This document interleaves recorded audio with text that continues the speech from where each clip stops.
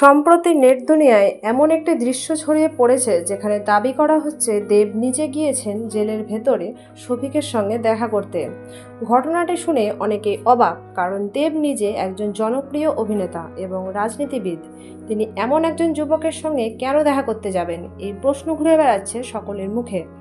এদিকে সেই ভাইরাল হওয়া দৃশ্য ঘিরে একদল বলছে দেব আসলে শফিকের পাশে দাঁড়িয়েছেন, কেউ আবার বলছেন এটা পুরোটাই সাজানো নাটক।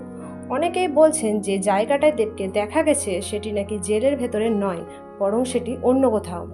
যাই হোক, আমরা এখনো এ বিষয়ে পুরোপুরি নিশ্চিত হতে পারিনি। যে মুহূর্তের কথা বলা হচ্ছে সেটি এখনও পুরোপুরি যাচাই করা যায়নি।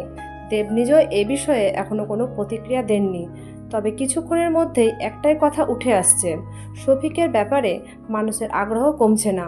একের পর এক কন্ট্রোভার্সি, একের পর এক নতুন নাম জড়িয়ে পড়ছে, আর তার মধ্যেই তৈরি হচ্ছে নতুন নতুন রহস্য। শেষ পর্যন্ত সত্যি কি দেব শফিকের সঙ্গে দেখা করেছেন, নাকি এটা সবই সাজানো?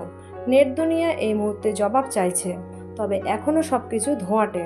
আমরা চেষ্টা করছি পুরো ঘটনাটি সত্য যাচাই করতে। যদি আপনি আমাদের চ্যানেলে নতুন হয়ে থাকেন তাহলে দয়া করে সাবস্ক্রাইব করুন। আর আপনি কি ভাবছেন, দেব কি সত্যি দেখা করেছেন শফিকের সঙ্গে? মতামত কমেন্টে জানান। ধন্যবাদ।